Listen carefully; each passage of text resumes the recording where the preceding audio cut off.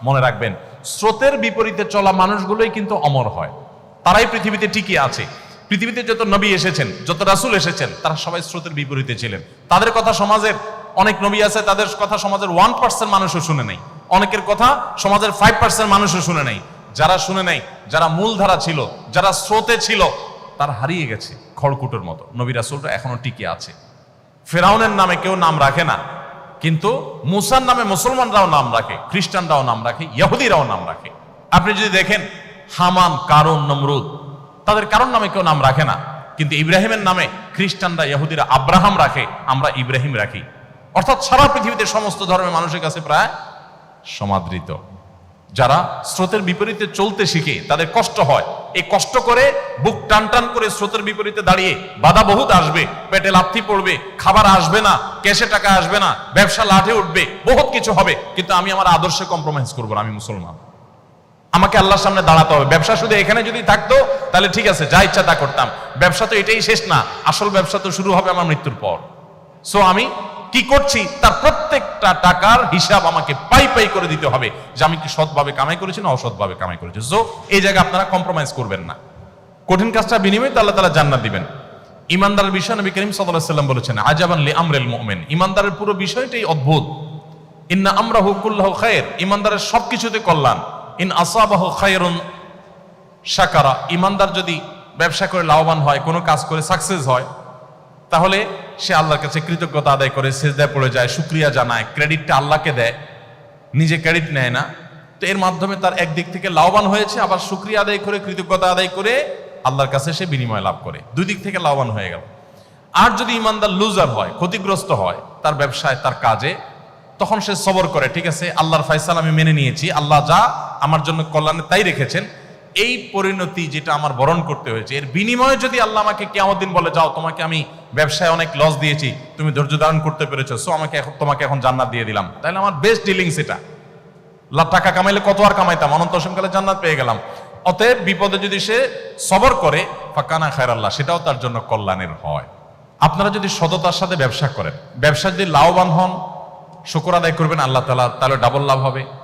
আর যদি কোনো কারণে সততার সাথে চলতে গিয়ে লুজার হন, তো আপনি সবর করবেন, তাতেও আপনার সবরের বিনিময়ে জান্নাত নিশ্চিত হবে ইনশাআল্লাহ তাআলা। সো আপনার হারাবার কিছু নাই, আপনার হারাবার কিছু নাই। মনে রাখবেন, আপনার সন্তানকে হালাল খাওয়ানোর চেষ্টা করবেন।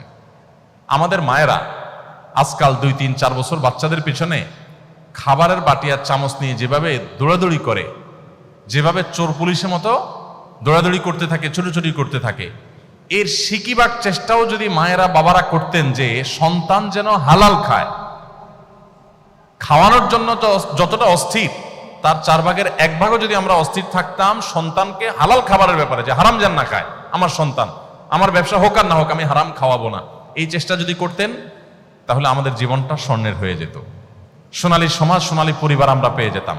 আমাদের সন্তানরা আমাদের চক্ষু শীতল করত, এই সন্তানদের দেখে দিলটা জুড়িয়ে যেত। এখন দিল জুড়ায় না। বেশিরভাগ পরিবারে, বেশিরভাগ মা বাবার অশান্তির কারণ হলো তাদের সন্তানরা, কারণ হলো আপনি হারাম খাওয়াচ্ছেন। দেখুন, হারাম এমন একটা জিনিস, এটা আপনি ঢুকাবেন নিজের শরীরে, নিজের পরিবারের সদস্যদের শরীরে, এটা কাজ করবেই করবে, গুলি মিস হতে পারে, এটা মিস হবে না। আপনি একটু পেছনে চলে যান, আমি সবসময় এক্সাম্পল দিই, একটু পেছনে 10 বছর, 20 বছর, 30 বছর আগে চলে যান। এখানে যারা 40+ বয়স আছে, আপনি আপনার শৈশবে চলে যান। আপনার সাথে আপনার বাবা মার যে বোঝাপড়াটা, এখন আপনার সন্তানের সাথে আপনার বোঝাপড়া কিন্তু এত ভালো না। আরো যদি পেছনে চলে যাই তো আরো ভালো দেখতে পাবো। আমাদের চাইতে আরো যারা সিনিয়র আছেন, যারা 50+, 60+ আছেন, তারা তাদের শৈশবে চলে যান। আপনি আপনার বাবা মাকে যতটা শ্রদ্ধা করতেন, আপনার সন্তান কি আপনাকে ততটা শ্রদ্ধা করে? আমরা আমাদের শৈশবে আমাদের বাবা মার কথা যতটা মানতাম, শ্রদ্ধার সাথে নিতাম, এখন কি আমাদের বাচ্চারা আমাদের কথাগুলো সেভাবে নেয়? কারণ কি? আমার বাবা মা আমাকে তো জামা একটা বেশি 2টা কিনে দিতে পারে নাই। আপনার বাবা মা তো আপনাকে ছোটবেলায় যা চাইছেন তা কিনে দিতে পারে নাই। একটা বেশি 2 তরকারি দিয়ে আপনাকে ভাত দিতে পারে নাই আপনার মা। অথচ আপনি তো আপনার ছেলেকে এখন 2টা কেন জামা, 4টে 5টা একসাথে কিনে দিচ্ছেন।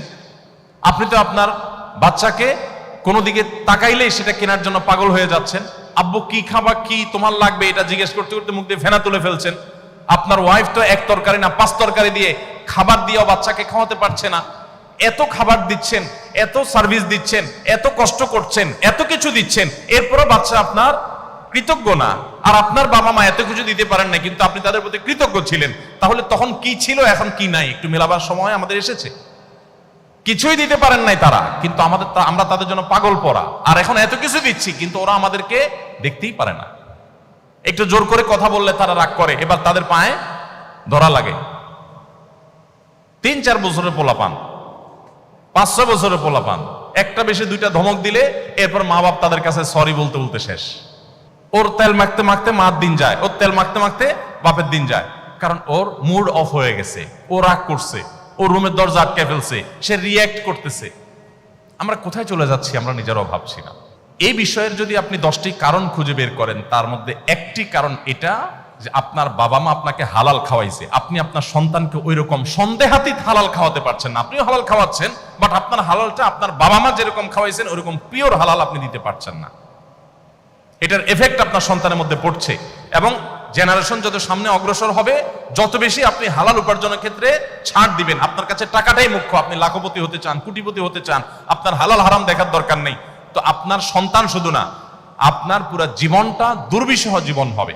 আপনার সন্তানকে হালাল উপার্জন দেন, হালাল খাবার দেন, আপনার ফ্যামিলিকে দেন, আপনি একটা জান্নাতি ফ্যামিলি পাবেন, আপনি এনজয় করবেন লাইফটাকে। আর না হলে বাহিরে অনেক চকচকা দেখবেন, ভেতরে এতটাই সদরঘাট হবে, ভেতরে কুরে কুরে শেষ হবে, কাউকে বলতে পারবেন না। ভাবসাব জাহির করবেন, ছেলে হান করে, মেয়ে তান করে, কিন্তু ভেতরে ভেতরে আপনি শেষ হবেন যে ওরা যে কত বড় অমানুষ, কত বড় অসভ্য, কত বড় কুলাঙ্গার আমার সন্তানরা, এটা আমি ভিতরে ভিতরে টের পাবো, মানুষকে বলতে পারবো না। যদি এটা থেকে বাঁচতে চান তাদেরকে হালাল খাওয়ান, হালাল উপার্জনের ক্ষেত্রে কোনো কম্প্রোমাইজ করবেন না।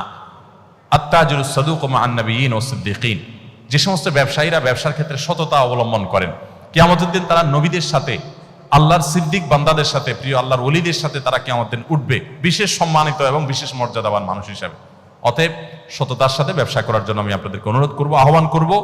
এবং সর্বশেষ মেসেজ ছিল আমার, পুরো ফ্যামিলি সহকারে আসুন, আমাদের একেবারে চার্ট করে রীতিমতো শিডিউল করে আমরা সারাদিনের কার্য তালিকা ঠিক করে পরিবারের সদস্যরা সবাইকে নিয়ে আসুন আমরা কোরআন চর্চা করি, হাদিস চর্চা করি এবং ইসলামের দিকে অগ্রসর হওয়ার চেষ্টা করি, প্রতিদিন আমল করার চেষ্টা করি, ভালো মানুষ হওয়ার স্ট্রাগল করি।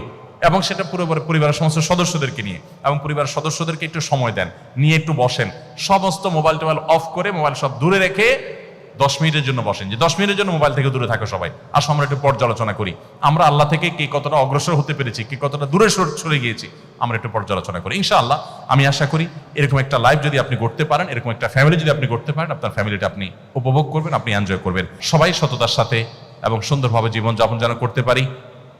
আজকে এখানে হয়তো বাণিজ্যিক উদ্দেশ্যে আপনারা একত্রিত হয়েছেন, জান্নাতের জন্য আল্লাহ তাআলা আপনাদেরকে একত্র হওয়ার তৌফিক দান করেন, আমাদের সবাইকে যেন আল্লাহ তাআলা জান্নাতে এভাবে একত্র হওয়ার তৌফিক দান করেন, আমরা সেই দোয়া করি। ব্যবসা আমাদের শুধু দুনিয়ার যেন না হয়, দুনিয়ার ব্যবসাও হোক, সেই সাথে আখিরাতের ব্যবসাও হোক। আমরা দুনিয়াতেও এগিয়ে যাই, আখিরাতেও এগিয়ে যাই। ইমানদারের দৃষ্টিতে শুধু মৃত্যুর আগ পর্যন্ত না, বরং অনন্ত অসীমকালের জীবন পর্যন্ত। সো আমাকে এই জগতে এবং ওই জগতে, উভয় জগতে সফল কাম হওয়ার চেষ্টা করতে হবে। আল্লাহ আমাদের সবাইকে তৌফিক দান করুন।